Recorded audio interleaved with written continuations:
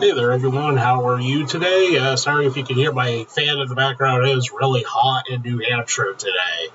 Um, so I was gonna do a video on the town hall in Lisbon, but the problem is I'm not gonna be able to get that out on time. I have the audio recorded, some select photos, but just not enough to do the video any justice. So. I'm just going to move on with something that I can do relatively quickly, and that is another video on the Cathouse. I do thank everyone for watching the last video. It actually did pretty good, all things considered, and you actually gained some new subscribers because of it. So, hey, let's hit while the iron is still hot. Once again, got to do an article reading on an old article of mine.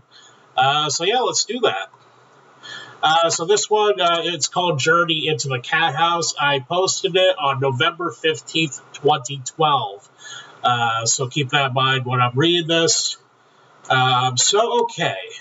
Here we go. The smell is what hits you first. I don't know whether it was just the musty smell of years of no maintenance, no washing, or that something died within the walls. The place is fallen apart inside and out, but the mystery of the Cathouse still remains hidden within the walls. If you ever read the story about the Cathouse, it is the first article I ever did for a newspaper back in 2009.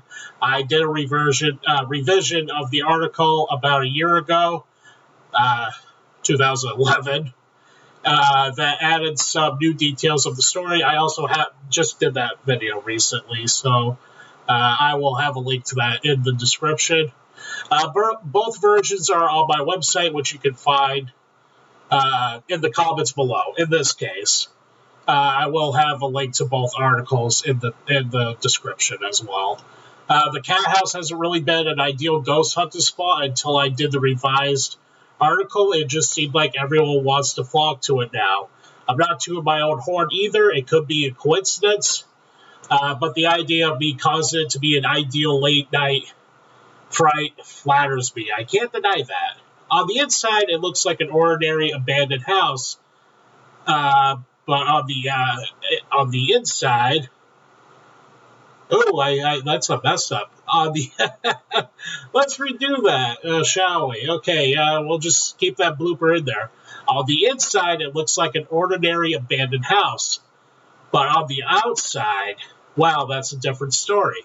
This is why you got to proofread your stuff, man. But then again, this was published, so I guess it was the editor's fault as well. When you step foot inside, you are literally just stepping on heaps of junk. Papers, chairs, old appliances, old food still in jars or cans, and old records. That's one thing, and I'm diverted from the article for a second. That's one thing I can remember the most, is I remember walking on all this junk, all these papers. This person had newspapers everywhere. There was no room to walk. We had, whatever color the floor was, if it was carpet or what tiles or whatever, no idea. We didn't even see the floor while we were there until we went upstairs, but I think I mentioned that here. But that's one thing I remember is the crunching sound. And looking down, seeing all these old records, I kind of felt bad because I'm sure, they were historic or whatever. I didn't really read any of the labels, but I just kind of felt bad breaking them. But anyway, it doesn't seem like... let's get there. Okay. It doesn't seem like the ideal spot anyone would like to go, except teenagers maybe. But it was just a thrill to finally be in the house where I had my first paranormal sighting. Every corner of the house, there was something that told a story. How this person, whose nickname around these parts is said to be Timmy, must have been a hoarder.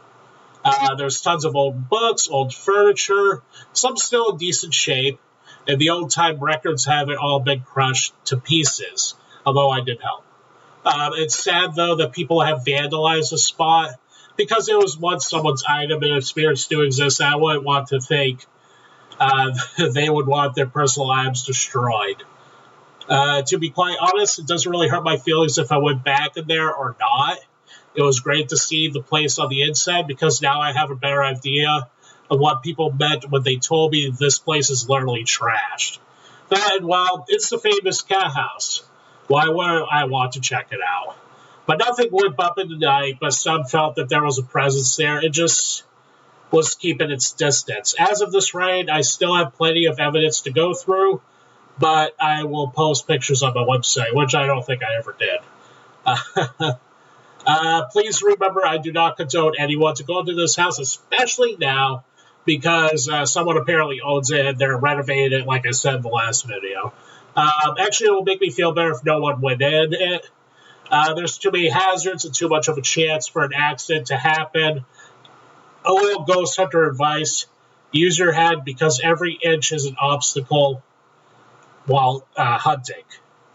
And, okay, so that's the end of the article. So yeah, I do. There's some things I didn't mention in the article. I have no idea why. Maybe it's because I was restrained for, because there's a word count when you do an article. It's not like you can write a book.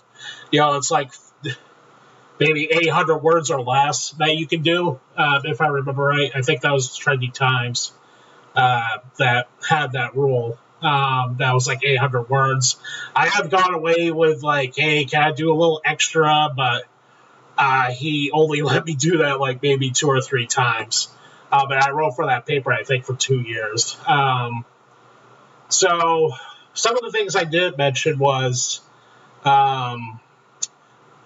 we had some kids with us, teenagers with us.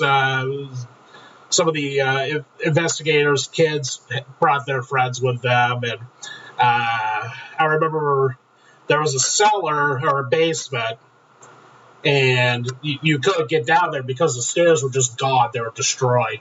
But they made like a makeshift staircase to go down there. I didn't go down, and I don't think we have any photos of what was down there. From what I've been told, there was like a bunch of food preserves in there, like food in jars, that kind of stuff. So yeah. Then I remember going upstairs, and the upstairs was actually not bad. It was in pretty good shape, all things considered. We could actually see the floor. It was like carpet up there or something. But downstairs, you could.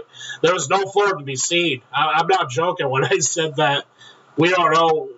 We didn't see any floor. It's not like people made a clearing or anything. You were literally just stepping on trash, and I just remember old newspapers, like just the feeling of stepping on these stacks of newspapers to get through. And moving around at my size, even back then, isn't that easy because I'm a big boy.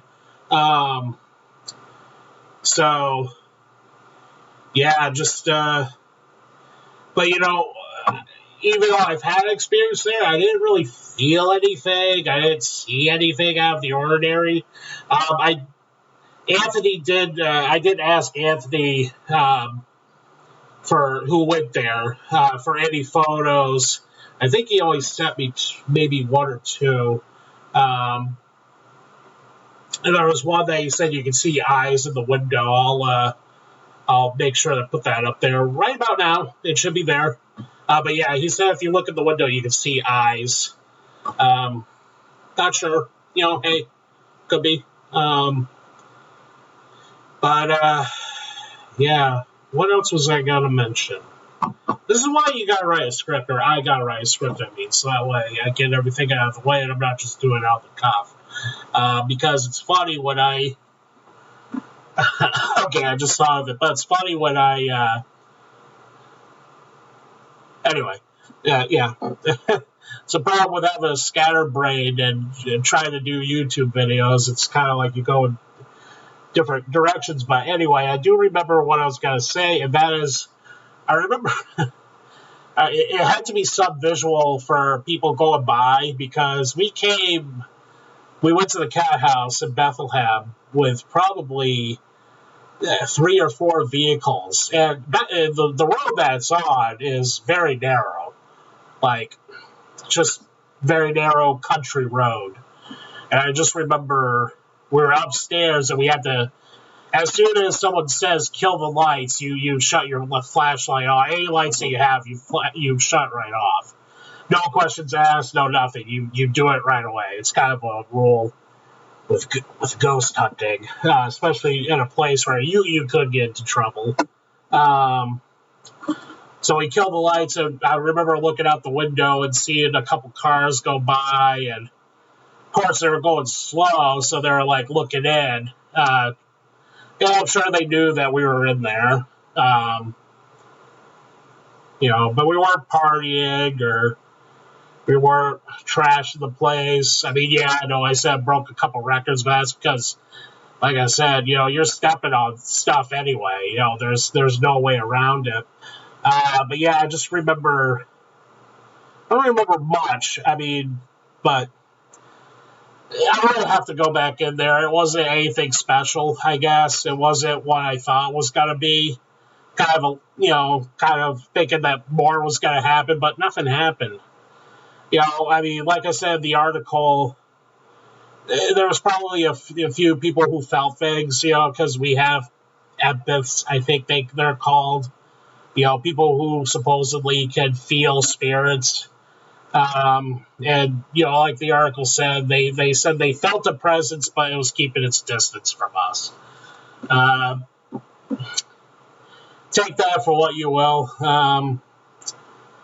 So the famous Cathouse, I was able to go into once, and got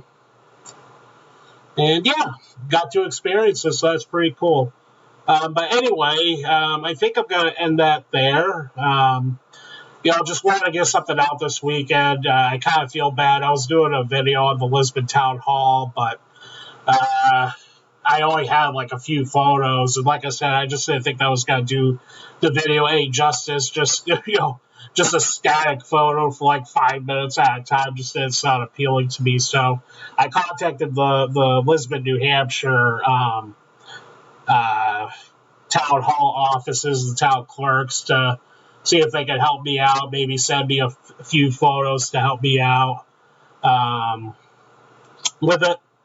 I would go in and just take photographs, but I don't want them to think I'm a weirdo. Anyway, that's where I'm going to end it. I hope you enjoyed it, and I'll have something ready for next week, and probably the Lisbon Town Hall video. All right, have a good one. Thank you so much for watching this. I completely appreciate it. I do have a link to the Scared Sheetless website, or Blogspot, I should say. If you have any suggestions or anything like that for videos you'd like for me to do, just leave a comment below. Please leave a like and subscribe if you enjoyed what you saw. All right, folks, take care and keep it scary.